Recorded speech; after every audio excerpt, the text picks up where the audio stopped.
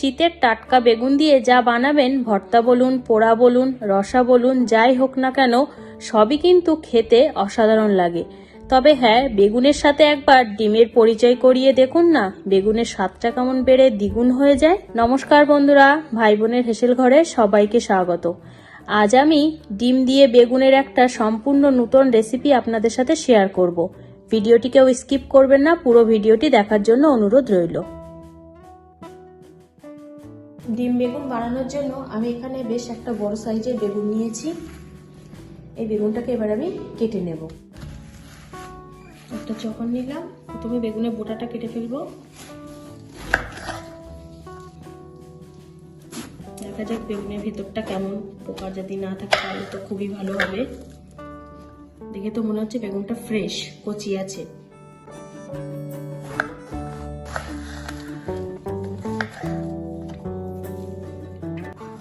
একটু ছোট ছোট সাইজ করে কাটতে হবে।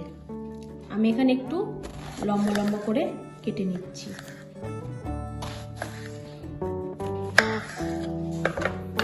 ঠিক এইভাবে ছোট ছোট করে কেটে নিলাম। এই যে বেগুনগুলো কাটা হয়ে গেছে, এবার আমি এগুলো ভালোভাবে ধুয়ে নিই। বেগুনগুলো সব ভালোভাবে ধুয়ে নিয়েছি। এবার এই রেসিপিটায় আর যে উপকরণগুলো লাগবে সেগুলো আমি একে একে কেটে নেব। এখানে আমি নিয়েছি দুটো বড় মাপের টমেটো, একটা পেঁয়াজ, কিছুটা ধনেপাতা। এগুলো আমি সব এবার কেটে নেব।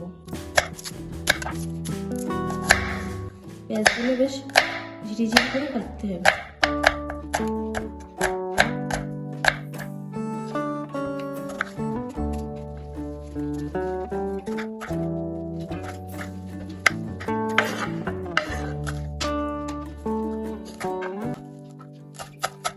পাতাগুলো আমি একটু ধুয়ে নেব জল দিয়ে। এবার 4টে কাঁচা লঙ্কা চিড়ে নেব। ঝালটা আপনারা নিজেদের স্বাদ বুঝে দেবেন। আর লাগবে দুটো ডিম। ডিম দুটোকে আমি ফেটিয়ে নেব। এবার এই ডিমের মধ্যে দিয়ে দিলাম 1/4 চামচ মরিচ গুঁড়ো। মরিচ গুঁড়োটা দেওয়ার জন্য ডিমের যে একটা আষ্টে গন্ধ, ডিমের স্বাদটাও ভালো লাগবে, আষ্টে গন্ধটা থাকবে না। এবার ভালোভাবে এটা ফেটিয়ে নেব। ডিমটা ফাটানো কমপ্লিট। এবার আমি রান্নাটা শুরু করব। প্রথমে বেগুনগুলোকে ভেজে নেব, তাই জন্য কড়াইতে আমি তেল দিয়ে দিলাম। এখানে আমি সর্ষের তেল ব্যবহার করছি। তেলটা বেশ গরম হয়ে গেছে, এখন আমি বেগুনের টুকরোগুলো দিয়ে দেব তেলে।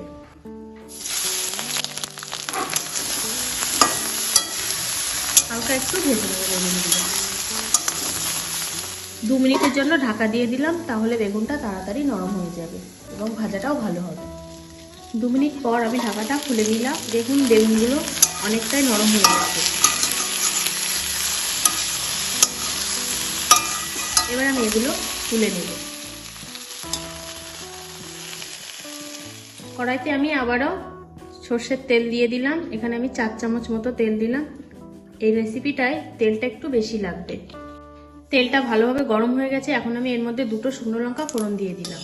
ফোড়নটা তেলের সাথে একটু নাড়াচাড়া করে নেব। এবার তেলের মধ্যে দিয়ে দিলাম পেঁয়াজ কুচি। তেলের সাথে একটু নাড়াচাড়া করে নেব। পেঁয়াজটা তেলে একটু নরম হয়ে এসেছে, এখন আমি এর মধ্যে দিয়ে দেব কেটে রাখা টমেটো আর কাঁচা লঙ্কা। ভালো করে তেলের সাথে এটা ভাজা করে নেব। আপনারা এখানে চাইলে 2-3 কোয়া রসুনও দিতে পারেন। যারা রসুন খেতে ভালোবাসেন দিতে পারেন। ওটা যাতে তাড়াতাড়ি নরম হয়ে যায় তার জন্য দিয়ে দেবো সামান্য একটু লবণ। টমেটোগুলো বেশ একটু নরম হয়ে গেছে, এখন আমি এর মধ্যে দিয়ে দেবো ভেজে রাখা বেগুন। বেগুনটাও তেলের সাথে ভালোভাবে মিশিয়ে নেব। এর মধ্যে দিয়ে দেবো 1/2 চামচ লবণ, 1/2 চামচ হলুদ গুঁড়ো। সব কিছু ভালোভাবে মিশিয়ে নেব। আবার 2 মিনিটের জন্য ঢাকা দিয়ে দিলাম। 2 মিনিট পর ঢাকাটা খুলে নিলাম।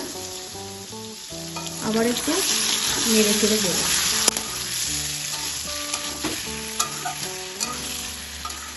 বেগুনটা দেখুন সিদ্ধ হয়ে গেছে। এবার আমি এর মধ্যে দিয়ে দেবো 1/4 চামচ গরম মশলা গুঁড়ো। ভালোভাবে গরম মশলা গুঁড়োটা মিশিয়ে নেব। গরম মশলা গুঁড়োটা ভালোভাবে মিশিয়ে নিয়েছি। এবার আমি এর মধ্যে দিয়ে দেব যে ডিমটা ফেটিয়ে রেখেছিলাম সেই ডিমের গোলাটা অল্প অল্প করে দেব প্রথমে। এবার এটা বেগুনের সাথে ভালোভাবে মিশিয়ে ভেজে নেব ডিমটা। তেলটা আমার একটু বেশি দেওয়া ছিল, অতএব এখানে আমার আর তেল লাগবে না। এবার আস্তে আস্তে এটা ভাজা করে নেব। প্রথমে যে ডিমটুকু দিয়েছিলাম সেগুলো দেখুন বেশ ভাজা ভাজা হয়ে গেছে। এখন আমি এর মধ্যে বাকি যে গোলাটুকু আছে ডিমের সেটুকু দিয়ে দেব। এই ডিমটুকু ভালোভাবে ভাজা ভাজা করে নেব।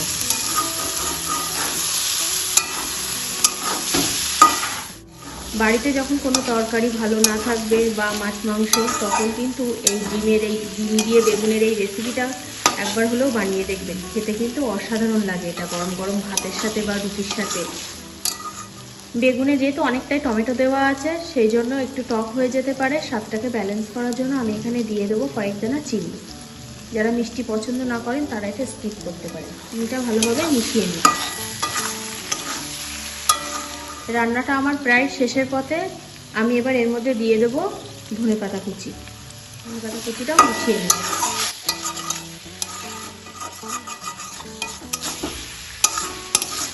হাতে যখন সময় কম থাকবে, কোনো তরকারি রান্না করতে ভালো লাগছে না, এরকম তো হয় আমাদের প্রায় মাঝে মধ্যেই রান্না খেয়ে করতে করতে, তখন এই রেসিপিটা শর্ট টাইমের মধ্যে বানাবেন। খেতে কিন্তু দুর্দান্ত লাগে বলবো। কারণ আমি এর আগে যতবার বানিয়েছি সত্যি আমার নিজেরও খুব খেতে ভালো লাগে এবং আমার বাড়ির সবাই খুব খেয়ে প্রশংসা করে। এটা কিন্তু গরম গরম ভাত বা রুটির সাথে দারুণ জমে যাবে। রান্নাটা আমার পুরোপুরি কমপ্লিট। আমি গ্যাসটাকে অফ করে দিলাম, এবার নামিয়ে নেব। আজকের রেসিপিটা তাহলে এই পর্যন্ত। যে সকল নতুন বন্ধু আমার ইউটিউব চ্যানেল থেকে দেখছেন তারা অবশ্যই চ্যানেলটিকে সাবস্ক্রাইব করে দেবেন। যে সকল বন্ধুরা ফেসবুক থেকে দেখছেন তারা অবশ্যই পেজটিকে ফলো করে দেবেন। আর কেমন লাগলো আজকের ভিডিওটি কমেন্ট করে জানাতে ভুলবেন না কিন্তু। যদি ভালো লাগে অনেক অনেক লাইক ও শেয়ার করে দেবেন। পুরো ভিডিওটি দেখার জন্য অসংখ্য ধন্যবাদ। দেখা হচ্ছে পরের কোনো নতুন রেসিপিতে।